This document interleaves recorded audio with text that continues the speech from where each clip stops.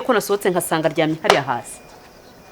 Ngaryamye hariya hasi yahwereye. Hasi arya cyangwa ubwo yari ari kwifatira akaya.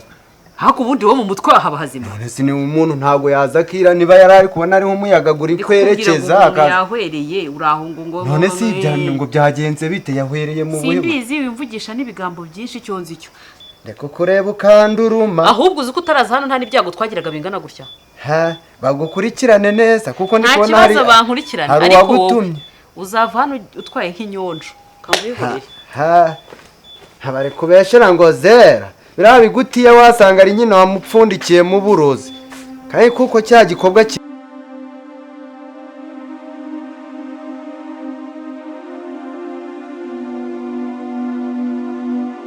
Kangahe yatwara imyaka tumaranye nabanye nawe urabona yatwara amafaranga ntago ndi kumuvugira ngo nuko ari umushiki wanjye ariko iyo mico ntayafite. Adeline asone ntuzongere sinzongere uramukeka nyine se wamufashe kucyumva ko ari Adeline sinzongere kuki ataba muri umuna wawe. I told you ntago wari kubyumva kandi uko utabyumva niko nanjye ntari kubyumva. No uko umuzi ujye ubona ari umwana mubi. Iyo mico wayimukeke kuba yaje mu cyumba se bivuze ko yahise yatwara. Sheri ubwana bubi n'ingeso sibyo ni ibintu bibiri bitandukanye. No sibyo umva Sheri ikindi kandi niba ari we muntu winjiye mu cyumba cyanjye uratinyuka ukumva nge namuhimbira Adeline nuko umuhimbira nyine. Ikindi kandi na Zella arahari yabiguhamiriza sibyo nta kindi narenze. Icyo nzi cyo agomba kuboneka uko byagenda kose ariko genda nyine ntago umuganiriza ndariko kuneza ayazane numiza imyenda y'umwana wanjye rwose ngenda ndabona ko igura nakomeje ayazane se yajyanye ese kuki utajya unyumva James utekereza ko Adeline mwana ndananiwe mbabarira nje muri pause kanyene niruhukire neza sibyo ntwongere no kuvuga izina Adeline mu kanwa kawe please. Muyashakira ahandi mwayataye ubaze na Betty cyangwa nibyo wari uri kumubwira. Amafaranga nari nyifitiye nashize muri tiroir y'igitanda ngo twayataye ndamutuma telefone agenda yizanira nta wundi muntu ugeze winjira mu cyumba none se uri kuvuga ko reka njye kuruhuka ibyo turabisubiramo ariko ntongere kuvuga ngo Adeline yatwara ndavuga ndetse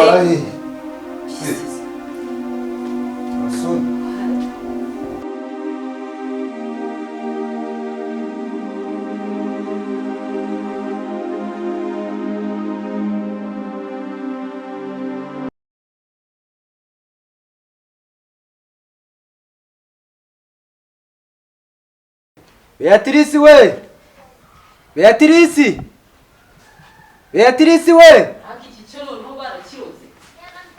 ako sigemba naguhamagariye we ubaguriye ahubwo mbanze nkwiya mu rwamagara ngo Beatrice inde se ko yitwa Beatrice si witwa nde nakuye ko nitwa Betty none zi byose kandi gatindi kanyamanza nkwiya buretse mubwire witwa Betty ubwo nongeyeho Tirisi ni Beatrice unyita nkande uri data cacara nkubwire ngo fitiye inkuru turabyumvikanye ko utazongera kumumagara Beatrice nukancajishe ngiye ntago ndi nyokuru curi Betty ayigize mwana rero Betty urabizi uri mu mwanya wanje urabizi nubwo tugiraga nagutuntu tugambo twinshi ariko buriya umuntu nasanze aha uri mu mwanya wanje buriya hari ikintu numvishije nticyanshimisha uzi ko numvishije boss ari kuvugana na mabuja bosi ko bosi wanyu avugana na mabuja se abantu kubita ba mabuja ndamenya ruwo oya mabuja umugore we nyine nkondo twite nyine ariko kuvuga ngo ni Adeline ngo abibye k'amafaranga sina rya Yesu cyanje byanje ni ndoro uri kubivuga ni bosi bari kubivugana na mabuja wo ntago uri kubyumva ngo Adeline yiba amafaranga wowe iby'amafaranga bari kumubeshe kai mwana be ibya hano byatangiye kubeshe rero nje ntago ndi kubyemera usuko kubesha buriya Adeline nukuri nje nyimubona bwa mbere tugihurira ara kuri porotayi ku rugi ndi kumukingurira cyamumvishe nukuri ndi kumukunda cyane kumukunda gute ndi kumukunda none se bamvuye ngo ni numukobwa nyine ku buryo twana bana iwacu harakanani bampaye ngahinze mibirayi kandi ndakeka ko nibyera nzaburamo nk'imifuka 5 nje nazigurisha nkaza nkamusaba Chese uri kujyanje naje wowe ukagurisha ibirayi imifuka 5 uri kujya ku ikiro kiwacu ari 250 sinabura 200 nkaza nkamusaba nanje nkabaho ndi gukodesha nk'abandi genda nyine ngo zihunguye ivuze ikicara ku meza mbese urirebye nyine uruzamuka mu cyiciro urasimbuka ugeze kuri Adeline Beti rero urangira inama ubwo uvuga ati ibyo birayi ahubwo gira ubikore vuba uzumusabe hatari haza undi ngamusabe nureba nawe rero icyo mpfa nawe nukuseka gusa nungira inama Kanyama ibyo reka tubyihorere dusuppose ko utigeze unabivuga none se ndabiririmbye nambivuze ntuzagire n'undi ubibwira atazakwirukana umva nkubwire wowe wumvise bavuga ngo Adeline yishe n'ubu biracanja nuko bari kumubeshera nje ndanamurwa kumubeshera bwo ndamuzi wese uriya ntiyakire ubona gukunda tuje kavuga gake twumvikana ubibye hano tugiye kubigendamo gake uriya mukobwa w'inzobe uriya waje ejo bundi urango nibari zamazera nibari bane nje nta nuvo na gake kuko agufashe ngora nabonye aragashinze nje nta kanshinga urirazo si rero iyo Zella yinjiye hano ibintu byose bihinduka bombori niba wumvisha bavuga ngo Adeline yibye ni kumpamagara ukabivuga gwongorera uba ahubwo reka tumurabure amenye ko yabyitwaramo naho ubundi bijya Adeline no kumubwira ubwo ariko ako kantu ko kuvuga ngo wamukunze kumukunda umutima gwanje ndikumva guri guterera mu gwe none uri kuvuga ibyo ntabwo ndajyambiganizeho no mu rugo mbabwire ko nakunze umuntu mbere ko biganiriza wanyu so biganira na Adeline oya se wahita kwajura reka we umuntu nagagiraga ubwenge ubaka kanyete mvuga ngo nago ukeneye miriwari ndayikuzanira wirebe mbere yo kujya kuganiriza Adeline wibone kanireba ndiyo mwana nawe ubimfashemo nka munywanyi wanje ndabizi nawe umukundaga guciringa yewe nta ibyo sinabivuga ubyivugire ngenda kugura miriwari wirebe n'inkungu yivuga nyamara tuzasezerana uraho ngaho kandi niho zanamubera marene buri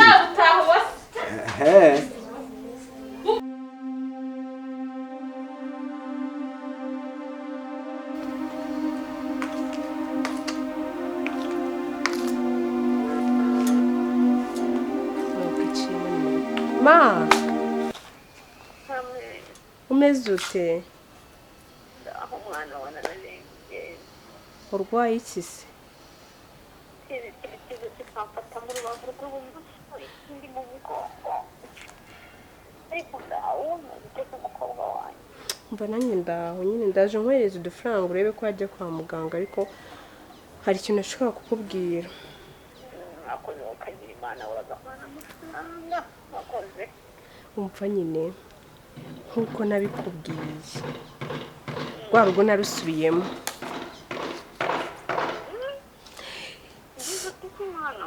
nyine narusubiyemo uko kundi nakubwiraga ngo wa mukobwa ngo ni mukuru wanjye ubizi neza ko yantwariye umugabo umva ubu ndiyo ndi kurubanamo nawe ariko nyine gahunda yanjye ni yayindi ariko ma ubu tekereza yuko nyine nawe twifatanyije hari umuntu ushobora kudushyira hasi ntawe rero gahunda ihari ni iyi ngiyi ugomba gukora buri kimwe cyose urugo rwanjye nkongera nkarusubirana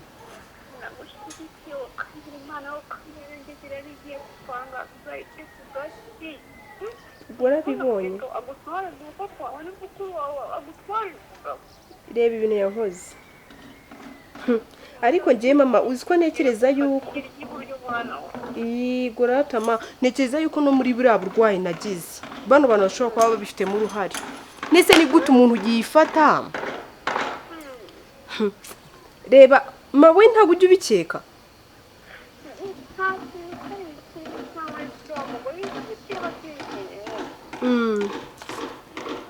umva rero nkubwire ngiye gukora buri kimwe kibaho bano bahanya ngomba kubana nabo nkabihishamo ariko intego yanjye nkayigeraho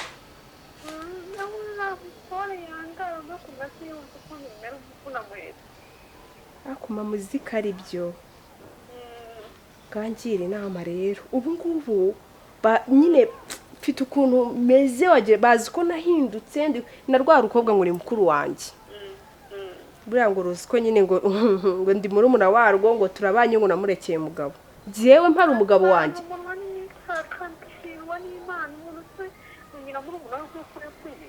nyine se bishoboka bite umva ubwo rero niyo gahunda ukomeza ufata iry'iburyo ubundi wowe ubundi mama niwe wanjye uhora unshyigikiye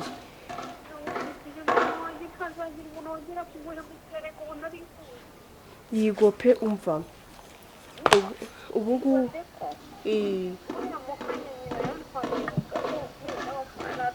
ma ariko uzi ko biriya bintu ari ibya famiye y'iwabo wa mugani reba nyina yadutwaye papa sibyo none nanjye kaje kuntwara umugabo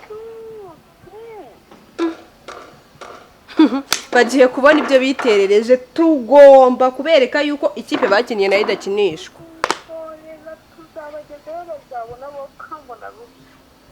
bazanabona umva ma sinzi umuntu uje biretse ngo ukupe atumva ibintu ndimo ndavuga ndaza kongera kukuvugisha mu kanya sawa reka mpite nkwereza ya mafaranga sawa ma sawa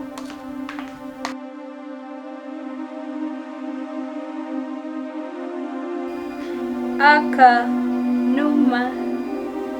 karitse ku nkombe z'ikiyaga hashize igihe karaturaga utwana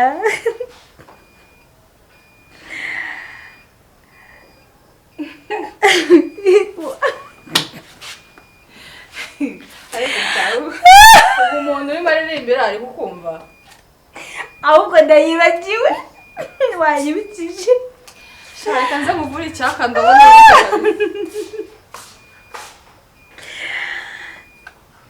hashize igihe karaturaga igona ishaka kukarekera kamwereka beterave winywera tugenda tuvuga tuti bayi bayi namuzana akaje ka beterave nanagukorera akaje keza bete mbabarira sorry Adeline please bigenze bite se beterave ndazanga ubwo baryoshye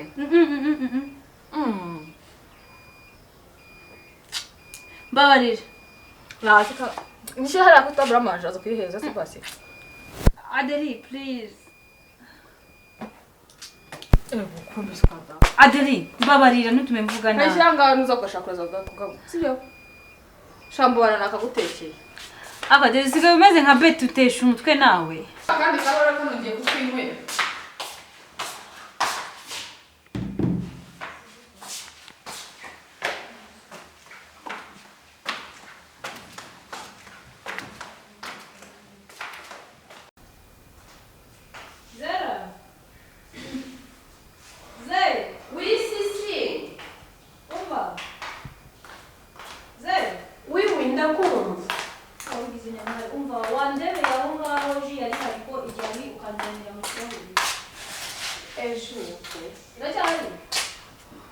ndi kuyibona hano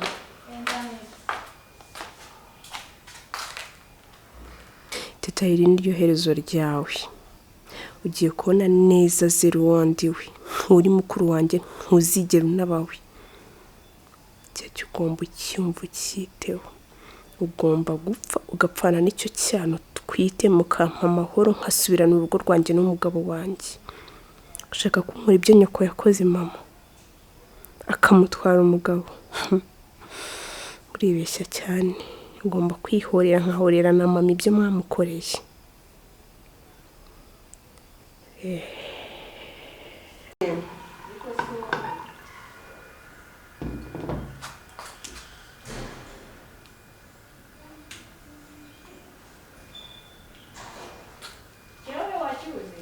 uretse nze nyikuzanire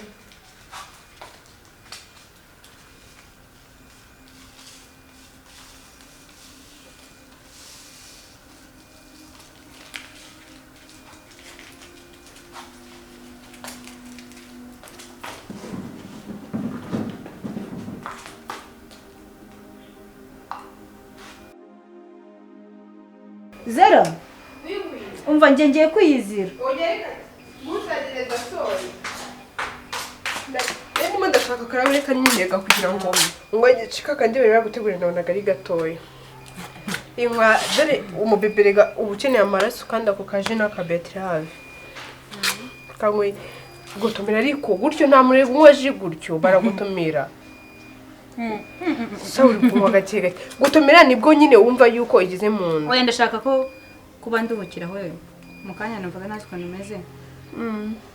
gangwa hori mwe habona numvaga ryoshye karyoshye kubi nk'uri mw'ingendo oya sha niya buriga ni wowe mubyeyi bravo ubwo mwe kabebe kaje gutanya kisimbagize kubera kabonye uzi ko atuma biniga gawe wewe cyangwa reka nge ngo ngende rubundi ndabona uri kunywa nge ndabuzanya amakanzu Zera mbabarira nshaka kandi nduhukira uri rwose pe mbabarira okay enjoy numvaga mu kanya mfite akantu k'agaseseme nagira ngo agabanye subizi ko uyu muntu afite iseseme akanywa ibintu by'imitobe wese wanyweye ko wanze nge nanyweye n'ubundi hari iyindi enjoy yakoze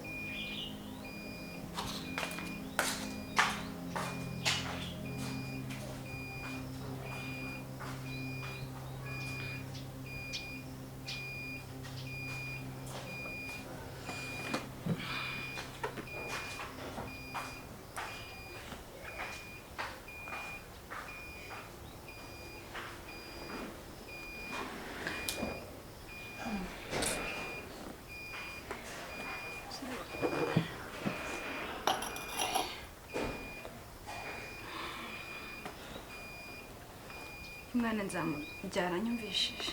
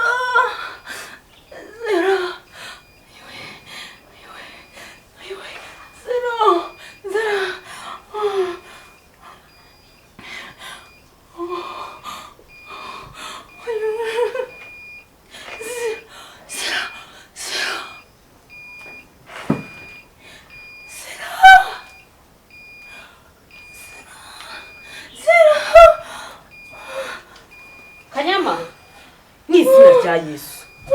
mabu uyabaye iki Adeline boss umva sindakwego unabare Kanyama ubaye iki iragufashe yo Adeline musanze hasi terwa nyaboneka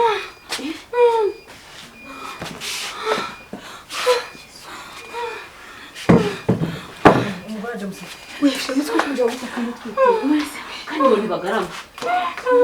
kuko basinga bambyaye sisi ubagiki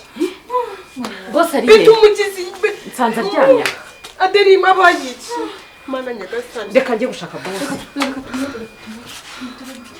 mana we akoze guru fatani cyangwa ukaba Yesu we izina rya aseze aho kudufasha uri kwirizwa kudufasha dufasha tujyane kwa muganga umwana atagira ikibazo ukuntu yaba kandi hagati yawe nawe nimwe mu bikoze muri amamureba ibyo natwe bivuga twageze kwa muganga mureba ukuntu ntabaye.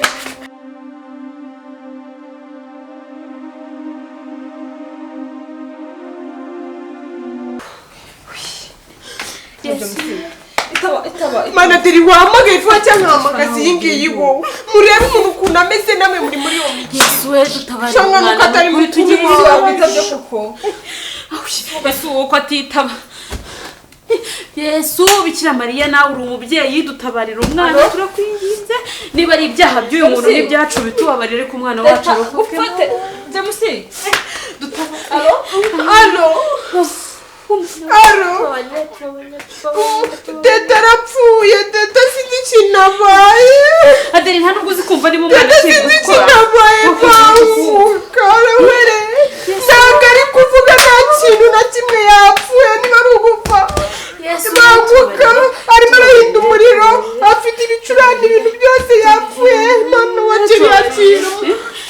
wenda bavuka ngo n'umukora niba ari n'ibyaha byacu Imana itubabarire basi uyu mwana wacu arokoke niyo wowe wapfa n'umushinga wawe murasakuza n'ibyo byose tubabarire n'ukuri Imana we tubabarire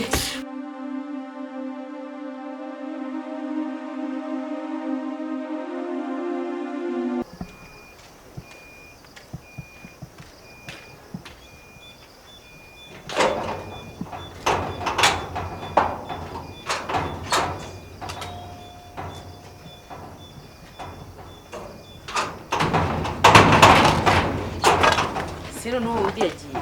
akusoje ukuntu buri kuruhondagura washura nabijana gake ubundi mwagiye mwese ko nabonye muri rugari nje ururimo nje nyine mwese mwari mwagiye numva igifite ibigambo byinshi byo kuvuga nabizi nabo kubera nta muntu bari kubera nta n'umuntu nafunguriye nibereye haramu gikari nasanze hano nari nje uri kuhatamba nje nyine mwe mwagiye he mvi inyuma nyiruza wicare hano ndakubwira so ndi inyuma nkuri inyuma none niba nkuri inyuma wo wanje imbere none simwe mwagiye bose n'abamabu gabanya ibigambo bamabuja bose nta muntu n'umwe ufite imbaraga za bya bigambo byawe twigiriye ibyago si bigenda bite urumva mabuja si yabyaye yabaye yenda gupfa ngiye ko nasohotse nkasanga aryamye hariya hasi ngaryamye he hariya hasi yahwereye hasi arya cyangwa ubwo yari ari kwifatira akaya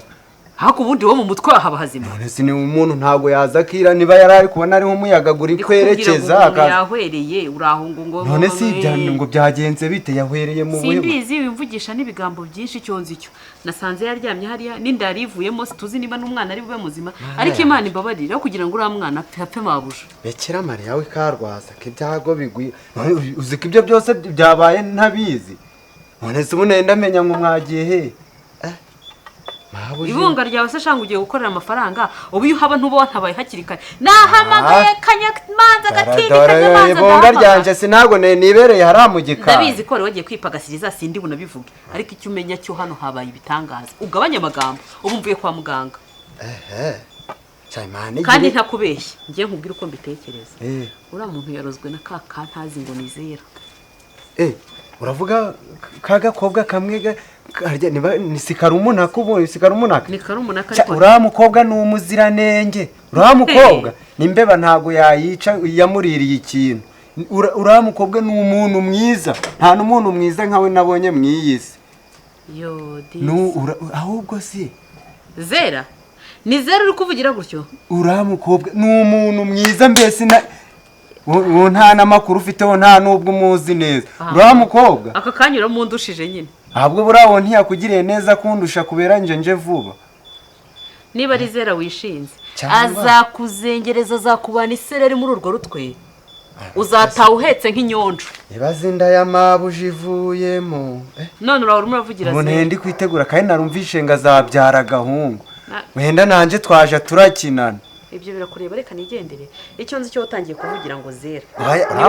uriya mukobwa bimubeshera uriya mukobwa bimubeshera ahubwo wakeka none si hasi nkeke ko nawe ntago yabikora none urumva ari ndabona ko buriya cyangwa uranindi ishaka ayenda kubyara kandi yari amaze kunywa nsinzi ngo ji yari amaze kunywa bijya kuba ayo niyo makuru mfite bakurikirana umuntu wayimuhaye umuntu wayimenya twese se ko twari mu nzu ari ngewe wari Adeline ari Zella twese twari mu nzu ariko si weho nawe ko nkureba gukanduruma nibyo bigutiya ha wakintu wese urarinda uvuga ku ngutiya yanjye amezi 3 maze hano wari wahindura ahubwo ni ibitindi gasani wazanye muri iyo myambaro yawe yabahanya wagira ngo kuva waza wari wamesa nabe nanjye ndarabona ndi kujanira bamabuje ibintu byo kunywa n'ibyo kurya nabe nanjye yanjye buri joro irara ku mugozi kuva waza amezi abayayo ndeko kureba ukanduruma ahubwo uzi ko utaraza hano nta n'ibyago twagiraga bingana gutya ha bagukurikirane neza kuko ndi kubona hari nta kibazo bankurikirane ariko uzava hano utwaye nk'inyonjo kambihurire ha habare kubeshera ngo Zella bira bigutiye wasanga ari nyina wamupfundikiye mu burozi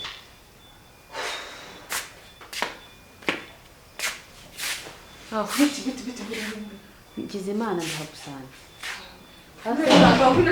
ntaraza karagaturumye kagahungu gakuye bimuturumye nakanyamaza nagakoko n'ibiki byose n'ibyo urimo cyangwa none se mwabwire ngenze gutera na n'ubu nta wamenya ngo biragenda gute cyakoze ageze kwa muganga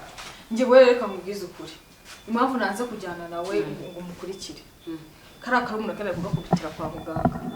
si ibyo se ndikubwira yadurumye wazanye ugerayo kakibaraguza bwa bugambo bwako bwakirisha gangana numvaga burakandi buriya kazi ngo turakibagiwe aka kanya ryashyira amaguru arahiye kanyamanike nta nubwo ndi kumushira amakenga nanjye nibyo ndi gutekereza noneho mfashe iriya nturumye ngo ni kanyamanza ndayibwira nti ibintu byose byabaye hano ndakeka Zella ngo ni umutagatifu ngo ni marayika uvuye ngo ahubwo izi ngutiya zanjye nizo zirimo ibintu azagahekesha inyonjo buretse kazava hano karasaze buretse burakamwishiye urabizi ikintu rero kiri kuntera ubwoba ni ukuntu Zella ari kuvuga ngo jingo niwe wayiteguye ubona ko ari ibintu yapanze nka bya bindi yadukoraga kera nose raje ninjye wayikoreye je ndayimuzanira